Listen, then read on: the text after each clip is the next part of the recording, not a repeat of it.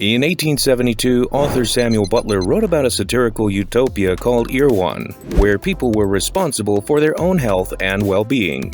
Today, the Erewhon Market only boasts 8 stores across Los Angeles, but has quietly become synonymous with status throughout the country. This is the story of how Erewhon became the most expensive grocery store in America and why your favorite influencers can't stop shopping there. Although Erewhon has only recently begun to appear in headlines, the company itself was started in the 1960s by the husband and wife duo Michio and Aveline Kushi. The couple were both Japanese educators who were strong proponents of macrobiotic diets, a type of fad diet drawing from Zen Buddhist ideals about balancing the yin and yang energies present in food and cookware, and emphasizing the importance of consuming organic and seasonal foods. In 1949, as the world settled after World War II, the Kushis relocated to America, where they would aid in the introduction of modern macrobiotics to the United States.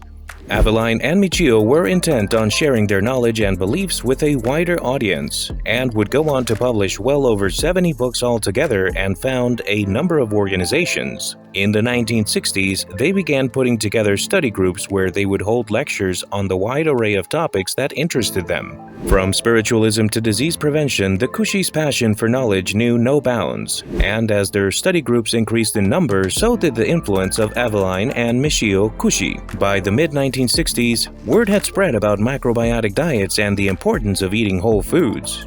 And with this newfound information circulating, a demand began to grow for such products. Never once to shy away from opportunity when it struck, Aveline and Michio decided to open their own store. In 1966, Erewhon Natural Foods opened its doors to customers for the first time in Boston, Massachusetts.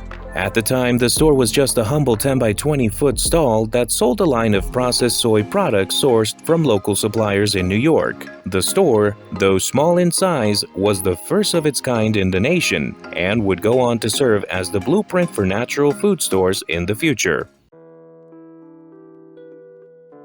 Unfortunately, soon after founding the Erewhon Natural Foods, the Kushis came to the realization that local American suppliers simply couldn't provide the quality food that their business demanded. To solve this, Michio reached out to a former schoolmate involved in import and export, which got him in touch with Akiyoshi Kazama, the founder of the organic food store Mitoku based in Japan. Through this contact, the Kushis were able to source high-quality products for Erewhon and begin building the brand's affinity for goods of a higher caliber. In August of 1967, Erewhon's new head of management, Paul Hawken, renamed the company Erewhon Trading Co. and began expansion. The following year, Aveline would relocate to Los Angeles to open the brand's first West Coast outlet in Beverly Boulevard. The company maintained its emphasis on quality products and spent the early 1970s building relations with local farmers, and by 1973 had contracted more than 50 farms across 35 states and independently established a quality control standard for their natural products.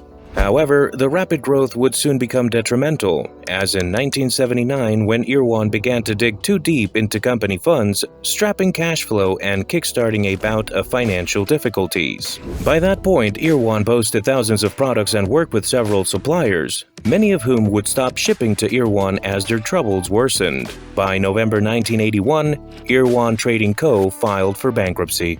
Bankruptcy would not be the end of Erewhon, however, who would celebrate its comeback half a decade later with the acquisition of U.S. Mills, an American organic foods company. By merging the two brands together, Erewhon was able to continue to service natural food enthusiasts of America. Even then, the company was still a speck on the radar of what it would grow to be. Years went by, and in 2011, investor Tony Antochi was looking to get into the grocery market. Initially, he considered opening a franchise with the upscale grocery store chain Dean & DeLuca. But when he came across Erewhon's Beverly Boulevard location, he knew he had found a treasure trove of potential. Without further delay, he purchased the company and began to work on the Erewhon of today. A full decade before the founding of Whole Foods, Erewhon was already on the West Coast, providing quality produce to the people of LA. But it was far from the icon of luxury that it is today, having been nothing more than a rundown grocer by the Grove. Tony, however, knew that it could be so much more, because more important than the products offered by the grocer was the philosophy it had been founded on. Healthy people create healthy, peaceful families, communities, society, and eventually the world. With this in mind, Erewhon was more than a health food store from the moment it was founded. It was a lifestyle. The store housed more than just stock shelves, containing things such as counters and bars that served a variety of herbal elixirs meant to boost a patron's immunity, provide energy, or even aid a woman's cycle.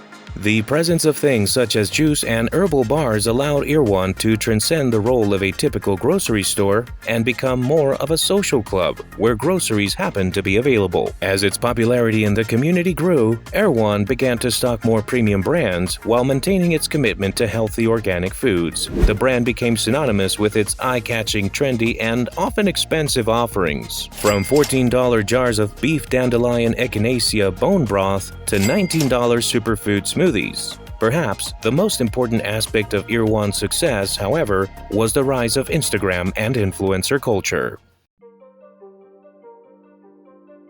A critical aspect of Tony's transformation of Erewhon was visual. No matter how eye-catching the products or how natural the produce, no one wanted to spend time around the rundown corner market. Tony knew that to attract the customers he wanted, he would need to create an environment worth being in, one worth spending $14 on a single jar of bone broth in. So, when he presented the new polished Erewhon with beautiful displays of fruits and fully stocked smoothie bars to satisfy any mid-grocery shopping hunger pangs, Los Angeles could hardly resist. Erewhon was lucky to be coming up in the age of Instagram. As aesthetics became an ever-important aspect of the lives of the youth, a trendy grocery store was in exactly the right place at the right time. Everyone had to go grocery shopping, so why not be seen buying the trendiest groceries from a trendy grocer? As time went on, Erewhon succeeded in attracting a young clientele, starting with health and wellness influencers, then steadily expanding to encompass a broader range of influencer and even celebrity.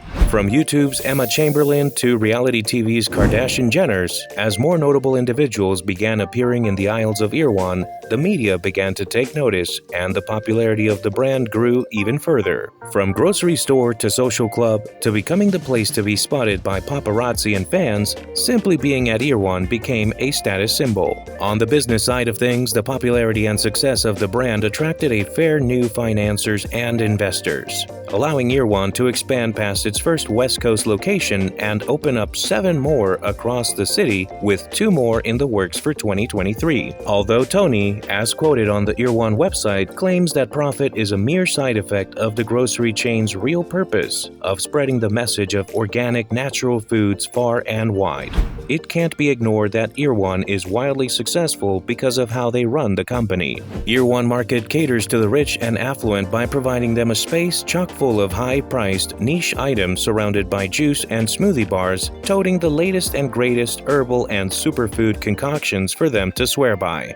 The chain is both beloved and made fun of for its mode of operations by the public, who adore the aesthetic but still appreciate that $20 is somewhat absurd for a single serving of yogurt. Despite that, Erewhon continues to maintain its popularity and attract celebrities and wannabe influencers alike into the confines of America's most expensive grocery store.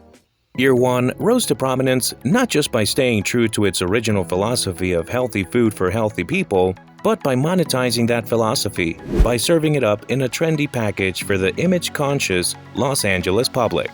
Through carefully constructing their image and balancing it out with genuine roots, Erewhon Market earned its spot as America's most expensive grocery store. Who else would charge $19 for a smoothie with Hailey Bieber's name on it?